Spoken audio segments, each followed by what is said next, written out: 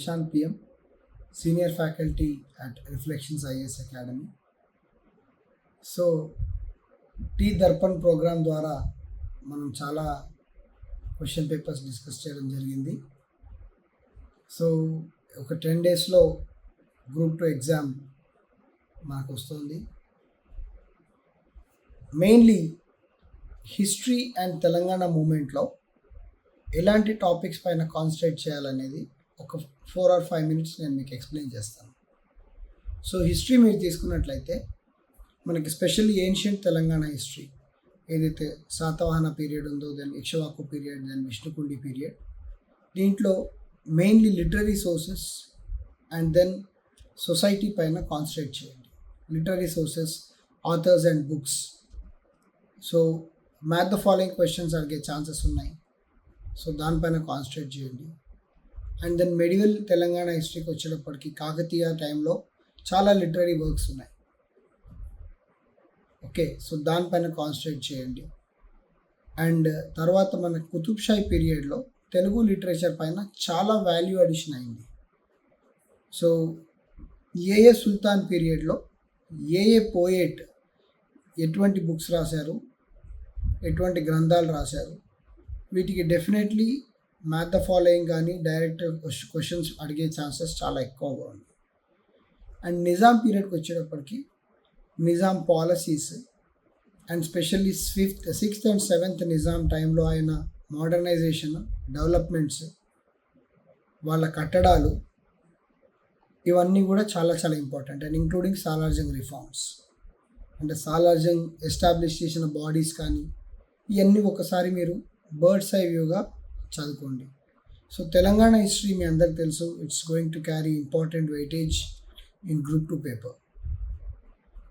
తెలంగాణ మూమెంట్కి వచ్చేటప్పటికి తెలంగాణ మూమెంట్లో మనం చాలా ఎలాబరేట్గా డిస్కస్ చేస్తాం మన టీ దర్పణ్లో. వెరీ రీసెంట్గా ఒక 5 to 5.5 hours వీడియో ఒకటి రిలీజ్ చేయడం జరిగింది మన ఇన్స్టిట్యూట్ ద్వారా.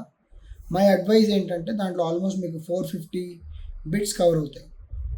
ఒక 2x స్పీడ్లో మన తెలంగాణ మూమెంట్ డిస్కషన్ అనేది ఒక్కసారి మీరు గోత్రూ అవ్వండి. బికాస్ దాంట్లో phase 1 నుంచి మొదలు పెట్టుకొని phase 3 దాకా అన్ని ఫేజెస్లో మనం ఆల్మోస్ట్ 150 క్వశ్చన్స్ ఈచ్, అంటే 450 క్వశ్చన్స్ కవర్ చేసాం.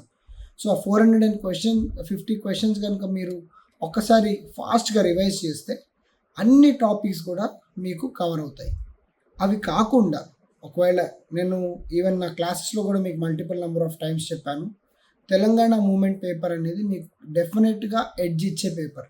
సో ఆ పేపర్ని మీరు ఇంకా కొద్దిగా రివైజ్ చేయాలనుకుంటే స్పెషల్లీ phase 2లో ఏదైతే మనకి మూమెంట్ కొంచెం మూమెంట్ ఫేజ్ తగ్గి ఫ్యాక్ట్స్ ఫేజ్, అంటే ఆథర్స్ కానీ ఇంటలెక్చువల్ బాడీస్ కానీ రైటర్స్ కానీ ఎవరైతే phase 2లో సిగ్నిఫికెంట్ రోల్ ప్లే చేశారో వాళ్ళందరిది కూడా ఒక్కసారి రివైజ్ చేయండి.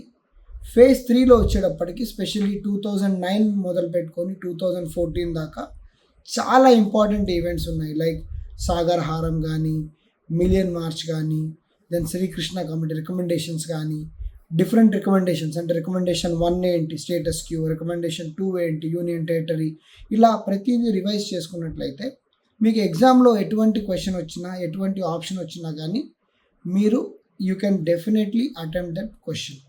ఇంకోటి, మీరు నా డిస్కషన్ సెషన్స్ చూసుంటే what I would like to tell you is, కొన్ని క్వశ్చన్స్లో you can use smart strategies and attempt the question.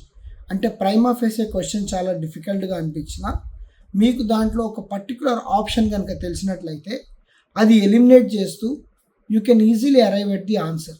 So చాలా మోడల్స్ మనం చూసాం. So that's the reason I'm again asking you, T Darpan Telangana movement discussion చూడండి. మీకు ఇప్పుడు time ఒకవేళ తక్కువ ఉంది అనుకుంటే అట్లీస్ట్ 2x స్పీడ్లో చూడండి. Definitely it will benefit you. ఎందుకంటే దాంట్లో ఇట్లాంటి స్ట్రాటజీస్ మనం చాలా డిస్కస్ చేసాము. అండ్ ఓవరాల్గా కూడా what I would like to tell you ఏంటంటే, ఎగ్జామ్లో కూల్ మైండ్ తోటి క్వశ్చన్స్ అర్థం చేసుకుంటూ అటెంప్ట్ చేయండి. అండ్ మీరు ఒకవేళ సీరియస్గా ప్రిపేర్ అయ్యి మీకు మంచి ప్రిపరేషన్ కనుక ఉండుంటే definitely you will make through. And on behalf of Reflections and on behalf of myself, I wish you all a very good luck and may you all come out with very high flying colors. Wish you all the best. Thank you.